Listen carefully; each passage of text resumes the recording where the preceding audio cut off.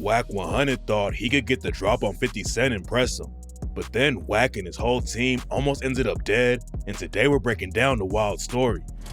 Wack 100's beef with 50 Cent all started with the Game. Wack was Game's manager while he was beefing with 50, and that's why he brought a bunch of goons with him and tried to get the drop on 50 Cent when 50 was on the West Coast. Wack 100 has a lot of clout in LA and used to run with Suge Knight and Death Row Records. The first time Wack met Game, he was still rocking with Suge, and Game thought the situation was about to go left for him.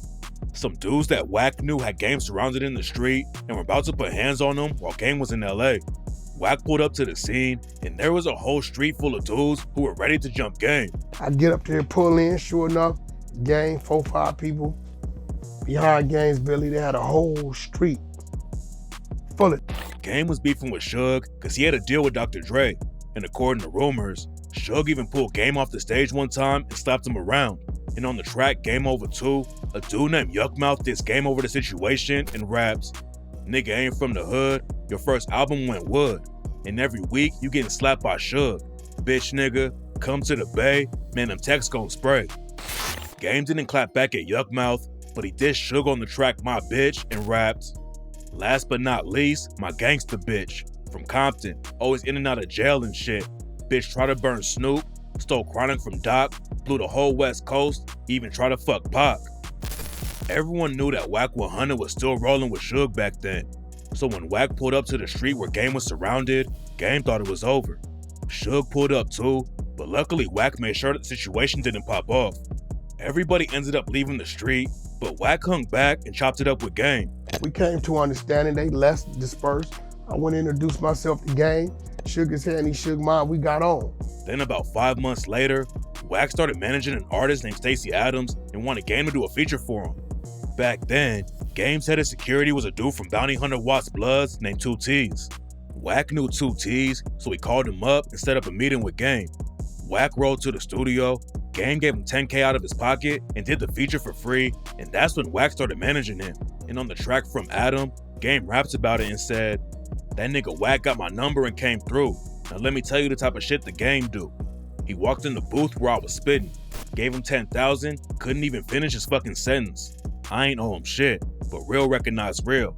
Now we like two red-nosed pits. Cross him, you gotta cross me." Game and Wack got real tight, and Wack was trying to back Game up during the 50 Cent beef.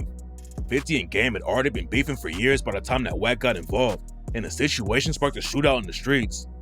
50 had kicked Game out of G-Unit and dissed him on the radio, and after the shootout in New York went down, 50 and Game started sending shots at each other in the booth too. Everyone knew that 50 came up in the streets and survived getting shot 9 times, but Wack still thought he can try and check 50 when he came to the West Coast. Wack has ties all over LA, and one time he got the call from one of his homies and found out what hotel 50 was staying at. La Meridian, La Moran or some shit. That's SLS now on La Cienega, right by the Beverly Center. We thought we did. Somebody called us, told he was up there. I got up there. We came in. How deep were you? About 15. Wack rode up to the hotel with like 15 goons with him and thought he was about to get the drop on 50, but that's not how it went down. People in New York already knew how militant 50 was moving, but Wack was about to find out the hard way. Wack and his goons walked into the hotel bar to put hands on 50, and that's when they realized that 50 could have killed him on the spot if he wanted to. Wack knew that 50 would have some security with him, but he thought his goons could handle the situation. But when they walked into the bar, they found out that 50's security was like a private army. 50 had a bunch of dudes with bulletproof vests, guns, and radios in their ears that looked like Navy SEALs. Wack thought his goons and him were just gonna walk in and start fighting, but then they realized how serious 50 was moving. So instead of sparking a fight and getting himself and his whole crew killed, Wack and his homies just walked out while 50 Cent smiled at him. Wack knew he wasn't gonna make it out alive that day if the situation popped off, and the next time he ran into 50 Cent, he tried to squash the beef between the Game and 50. One night, 50 was partying at a club that Game wanted to go to, but the club wouldn't let Game in because they knew about the beef with 50. Wack came down to the club and talked to the owner, and he convinced the owner to let him inside so he could talk to 50. Game was trying to get in, and they was like, "We can't let you in." Game like, "What you mean you can't let me in?" Like 50 in there. So Game called me, I come down there, I talk to the owner, and I'm like, "Yo, what's the problem?" And like, Wack, 50 got a clause in the contract that says if we let Game in, We gotta pay him double the rate, so on and so forth. Wack chopped it up with 50 and told him Game didn't want any drama. So 50 told the club owner to let Game and his crew inside. Everything was cool, and then later that night, 50 and Game ended up at the same strip club. That's when Game decided he wanted to talk to 50 face to face. So Wack went up to 50's head of security and told him that Game wanted to have a conversation with 50. Back then, 50's head of security was a terrifying dude named Monsta. Monsta moved low-key, but everyone was afraid of him, and Wack had connections with him through some dudes he knew on the East Coast. Wack and Monsta set up the conversation between 50 and Game right there in the middle of the strip club and made sure nothing popped off. 50 and Game spoke for like 15 minutes and it looked like everything was good. But then a few weeks later, they started beefing on social media again. Luckily for Wack, 50 never sent Monsta or any of his other goons after him. Monsta was 50's head of security for a long time, but there's almost no information out there about him. But one thing people do know is that if 50 had a problem, Monsta was gonna sort it out. These days, a lot of security guards start doing interviews and try to get in the spotlight. But Monsta was allegedly really putting in work and didn't want his face everywhere. Monsta was just there to back 50 up, and there's even footage of him covering his face in the airport so the paparazzi couldn't get a good look at him. Monsta wasn't afraid to get his hands dirty, and around the same time 50 and Game met up in the club, Monsta put hands on a couple of photographers in Copenhagen who were trying to get some pics of 50. The photographers were camping outside 50's hotel and thought they were going to ambush him and get some photos, but the situation went left for him when Monsta walked out instead of 50. According to reports, Monsta grabbed one of the photographers by the throat, took his camera, and started deleting photos. It only lasted a couple of seconds, but the photographer was so hurt, he had to go straight to the hospital.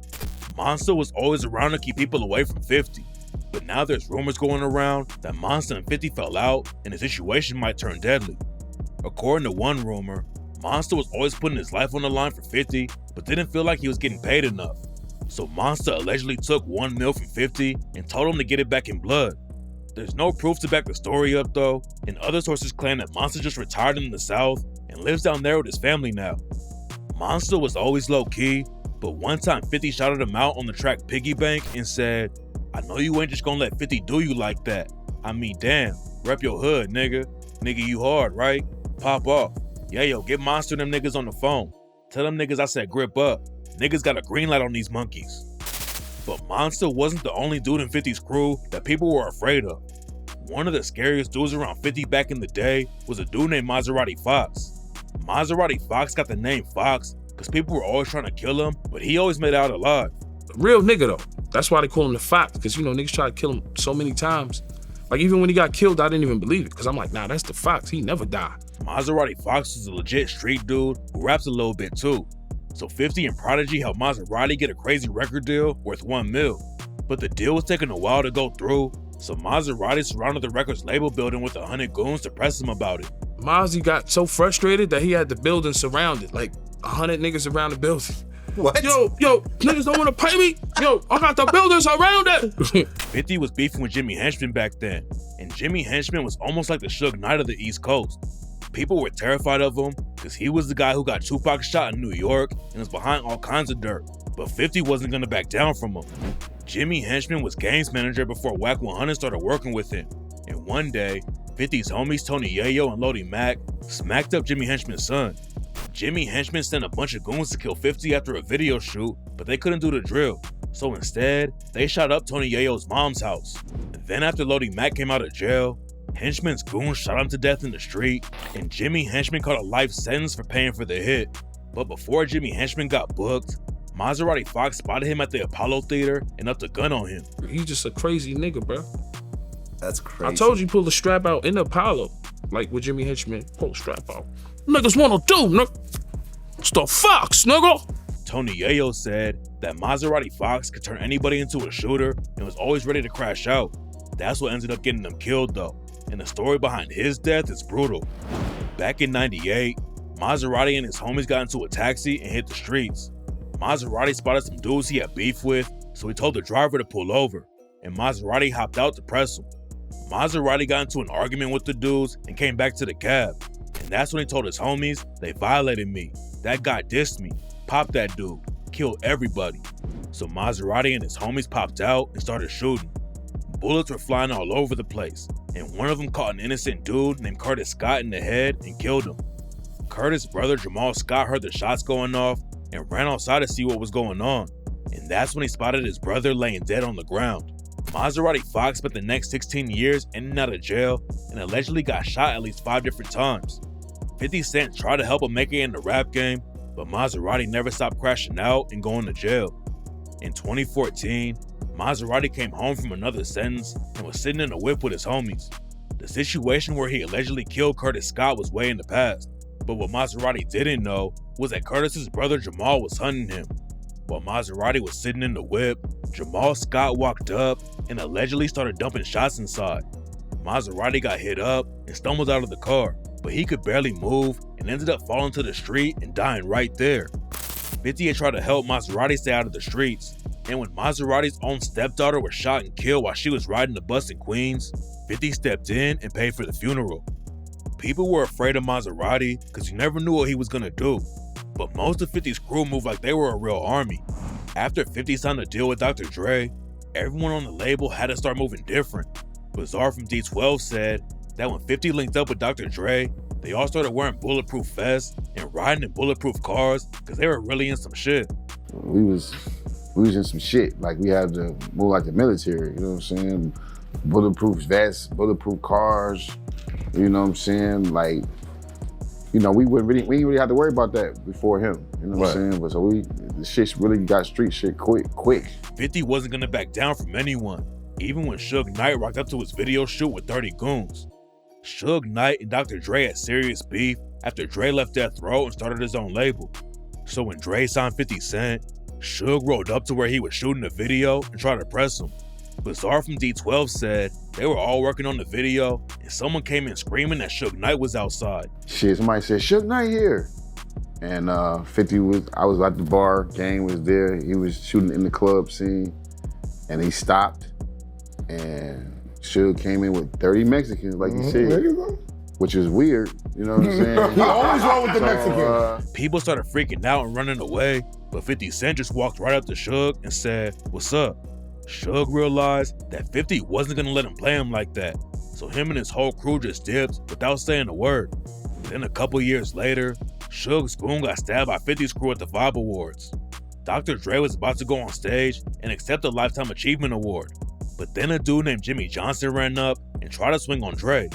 Suge allegedly paid Jimmy $5K to put hands on Dre, but 50 Cent and the rest of G-Unit were always ready for smoke. Right after Jimmy Johnson tried to hit Dre, 50's artist Young Buck jumped in and stabbed Jimmy so badly that it collapsed one of his lungs. 50 has beef with some of the scariest dudes in the streets and the rap game, and somehow always comes out on top. And there's a reason why dudes like Wack 100 think twice before trying to check him.